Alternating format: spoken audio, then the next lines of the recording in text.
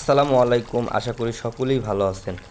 গতকালকে সন্ধ্যায় একটা মাছ ধরার ফাঁদ পেতেছিলাম আমাদের ক্ষেতের পাশে, যেখানে মূলত ক্ষেতে পানি ওঠা এবং নামা হয়ে থাকে।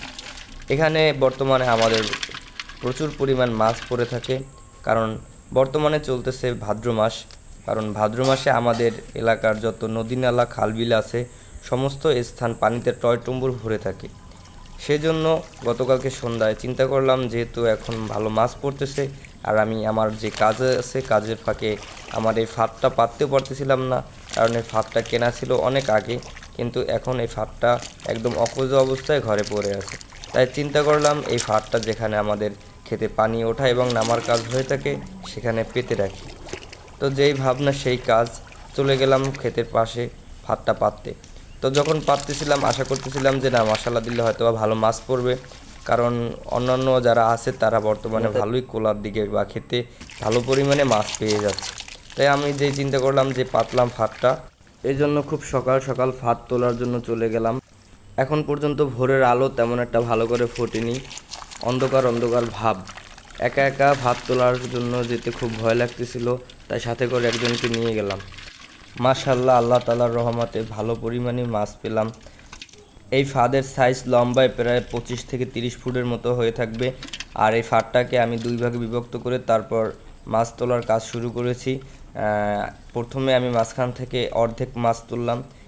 এখানে আমি যে মাছগুলো পেয়েছি তার ভিতরে শামুক ও ব্যাঙ রয়েছে, আর একটা কুইচ্চাও আছে, যে কুইচ্চাটা মোড়ামুড়ি করতেছিল।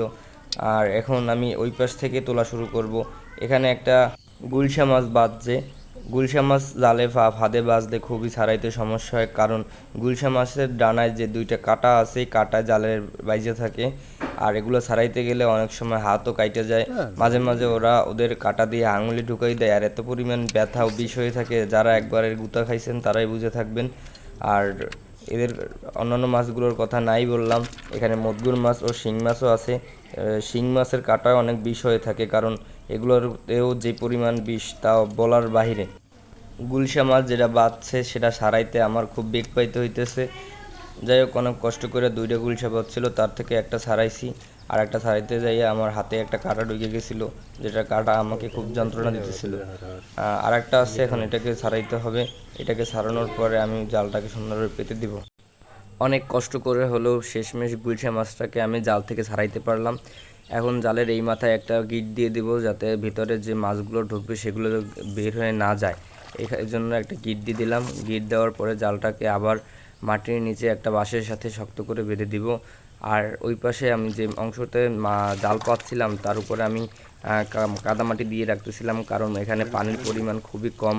আর পানির পরিমাণ যেহেতু কম, সেহেতু জালটা যেহেতু হালকা হালকা থাকার কারণে জালটা পানি থেকে কিছুটা ভেসে থাকে। এই কারণে জালের উপরে আমি কাদামাটি দিয়ে দিয়েছিলাম গতকালকের।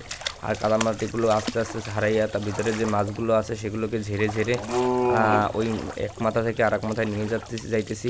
এই মাথা যেহেতু আমার মাছ তোলা শেষ, এখন আমি পরবর্তী মাথায় চলে যাইতেছি। আর পরবর্তী মাথায় যাওয়ার সময় আমি খুব সাবধানে তুলবো, কারণ এর ভিতরে অনেক সময় সাপও ঢুকে থাকে।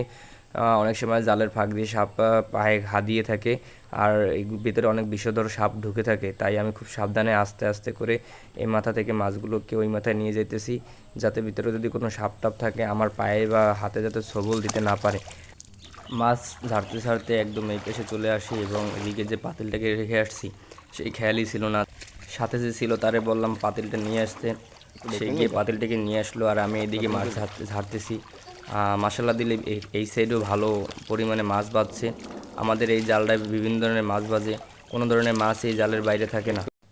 ভাদ্র মাসের এই সিজনটাকে আমাদের এখানে বা মাছের সিজন হিসেবেই ধরা হয়, কারণ বর্ষার মৌসুমে যখন নদী নালা খাল বিল কোলা যত কিছু আছে সব পানিতে টয়টম্বুর ভরে যায়, আর এই সিজনটা এসে তখন ওই পানিগুলো টানতে শুরু করে, সেই সাথে মাছগুলো আস্তে আস্তে সবগুলো উপরে চলে আসে।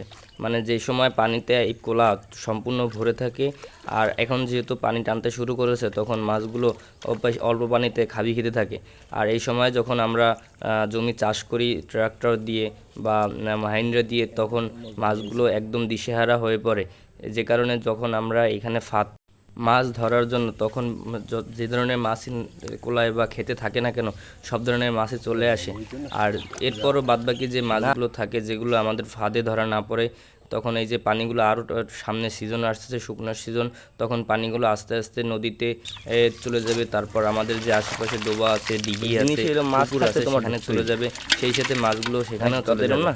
এবং আমরা এই শুকনোর সিজনে তখন পুকুরে সেচ দিয়ে সেই মাছগুলো ধরি এবং সেখানেও মশালা দিলেও সেই হিউজ পরিমাণে মাছ পাই।